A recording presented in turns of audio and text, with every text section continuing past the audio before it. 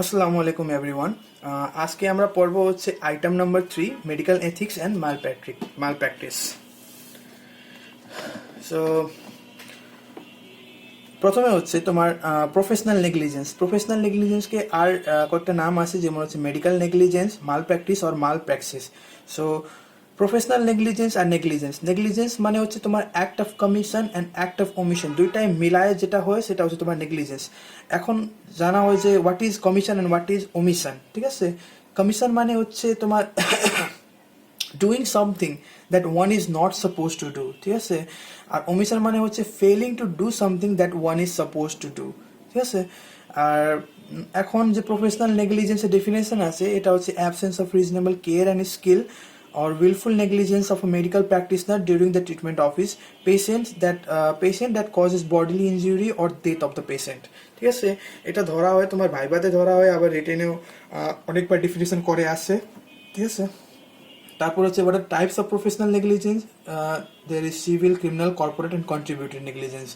Civil নেগলিজেন্সের question কখন কখন অ্যারাইজ হয়, যখন একটা পার্সন ইয়া একটা তার রিলেটিভ সিভিল কোর্টে গিয়ে ডক্টরের কাছে তোমার হচ্ছে কম্পেনসেশন নেওয়ার জন্য, কিছু ইনজুরি হয়ে গেছে, কিছু হয়ে গেছে, তার কম্পেনসেশন নেওয়ার জন্য সিভিল কোর্টে গিয়ে কেস ফাইল করে, তখন এটা হয়। তারপর হচ্ছে যখন ডক্টর গিয়ে তোমার সিভিল কোর্টে ফাইন করে পেশেন্ট ফি দিতেছে না, রিজনেবল যে ফি আছে দিতেছে না against the person or his relatives, তখন, ঠিক আছে? এক্সাম্পল লাগবে, সিভিল নেগলিজেন্স, ক্রিমিনাল নেগলিজেন্স, সবার এক্সাম্পল লাগবে। সিভিল নেগলিজেন্স এক্সাম্পল হচ্ছে refusal to admit the patient recurring urgent hospitalisation, failure two obtain informed consent to any procedure, failure to examine the patient himself, failure to inform the patient or relatives about the risk of treating the patient, failure to immunize sensitivity. So অনেক কিছু আছে, এটা তোমরা নিজের মধ্যে পড়ে নিবা, ঠিক আছে? কয়েকটা পড়লেই ইনাফ, ঠিক আছে? 5-6টা। তারপর হচ্ছে তোমার ক্রিমিনাল নেগলিজেন্সের কোয়েশ্চেন কখনো রাইজ হয় যখন ডক্টর তোমার শো করে absence of skill or care during the treatment, যে কারণে পেশেন্টের সিরিয়াস ইনজুরি আর ডেথ হয়ে যায়, ঠিক আছে? বাই অ্যাক্ট অফ ওমিশন আর কমিশন। তারপর যখন ডক্টর একটা ইললিগাল অ্যাক্ট পারফর্ম করে। তারপর হচ্ছে যে ডক্টরের অ্যাসিস্ট্যান্ট আছে, সেও ডক্টরের এগেনস্টে গিয়ে নেগলিজেন্সে কমপ্লেন করতে পারে because for the death of the victim. Example লাগবে amputation of wrong finger or organ, operation on wrong limb, operation on wrong patient, leaving instrument or swab in the abdomen, performing criminal abortion, mismatched blood transfusion. So কয়েকটা example পড়লেই হবে, ঠিক আছে? আর বাকি দুইটা যে negligence আছে, কর্পোরেট অ্যান্ড কন্ট্রিবিউটরি, সেটা আমরা পরে পড়বো না, এখানে পড়ে নি, আচ্ছা। Corporate negligence তোমার হচ্ছে when hospital provides defective equipments or drugs and select incompetent employee like doctor, nurses. So যখন কোয়েশ্চেন আরাইজ করবে নেগলিজেন্সে, তখন হসপিটাল অথরিটির সাথে সাথে তোমার যে ডক্টর ট্রিট করতেছে তার সাথে সাথে যে রিলেটেড পার্সনগুলো আছে, নার্সগুলো, all will be responsible. This is known as corporate negligence.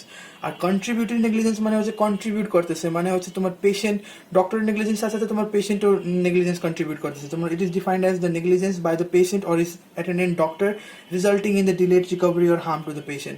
Here the patient as well as the treating doctor will be responsible. যেমন হচ্ছে কি পেশেন্ট প্রপার মেডিকেল হিস্ট্রি দিল না, ডক্টর সাথে কোঅপারেট করতেছে না, ডক্টরের অ্যাডভাইস নিতেছে না, হসপিটাল ছেড়ে চলে যাচ্ছে অনেক আগে।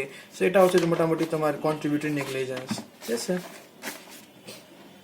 এখন আসি লায়াবিলিটি, ঠিক আছে? Liability, vicarious or product liability. So what is vicarious liability? Liability for the action of another. An employer is responsible not only for his own negligence but also for the negligence.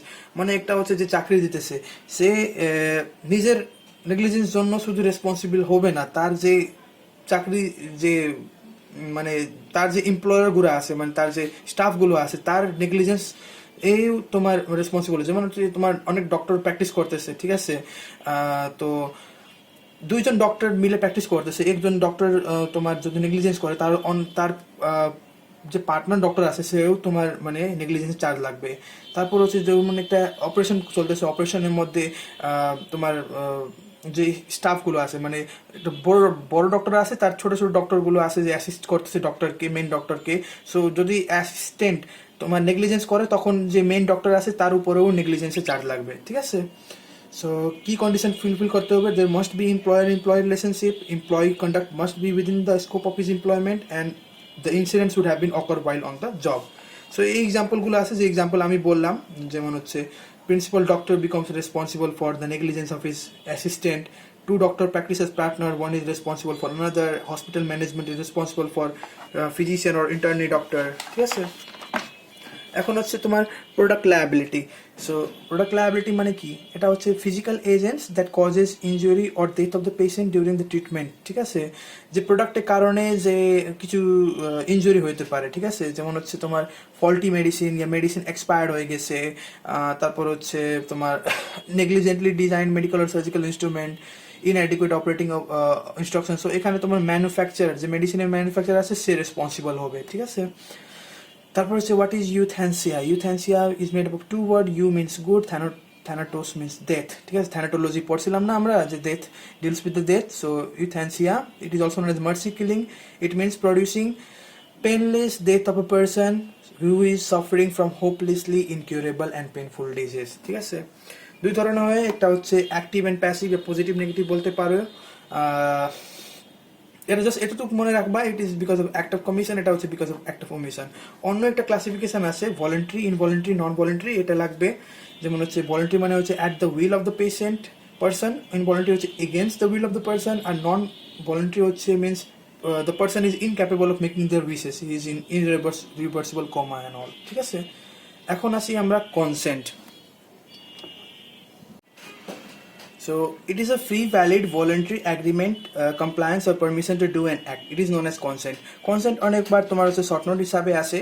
So medical legal importance of consent হচ্ছে একজন পার্সনকে আমি examine করতেছি, treat করতেছি, without consent, এটা হচ্ছে একটা assault হয়ে যাবে। যদিও আমি তার বেনিফিট জন্য, এক গুড ফেথের জন্য আমি করতেছি, it will be a assault, ঠিক আছে।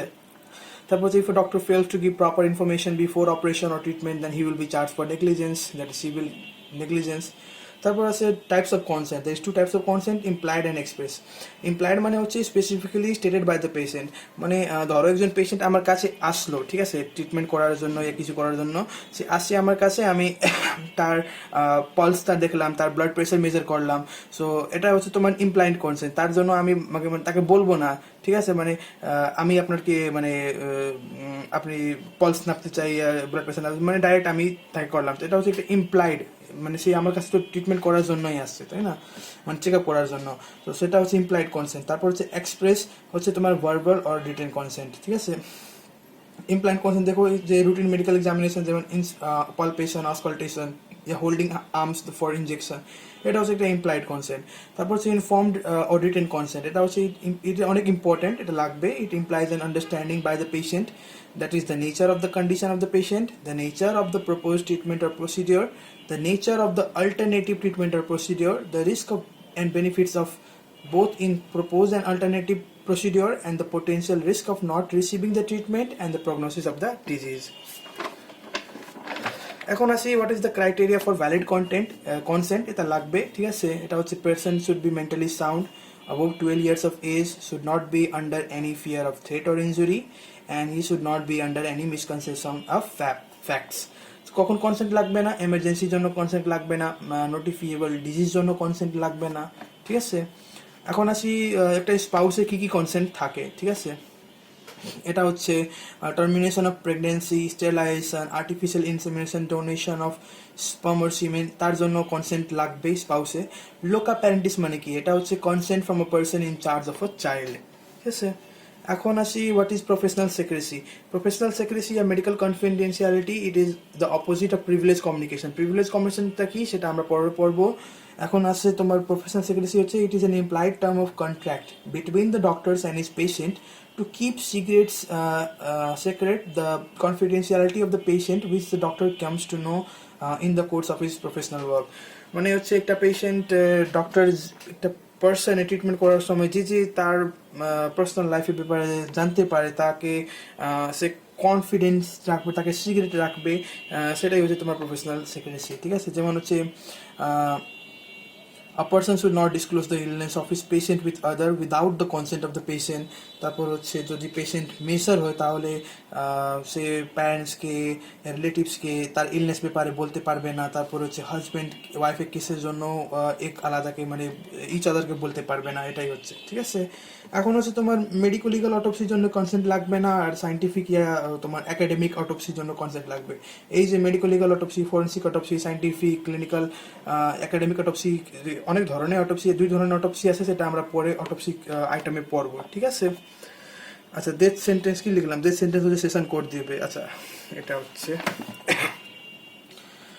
আচ্ছা, এই অনেক এক্সাম্পল আছে, ঠিক আছে। প্রফেশনাল সিক্রেসি এটা তোমরা পড়তে চাইলে পড়ো, ঠিক আছে, কয়েকটা পড়লেই হবে। মেডিকেল এথিক্স প্রথম আইটেমে পড়েছিলাম। এথিক্স মানে কি? এটা হচ্ছে তোমার voluntary self impose code of conduct. Medical ethics হচ্ছে it deals with the moral principle that should guide the members of the medical profession while dealing with each other, with state and the patient, ঠিক আছে।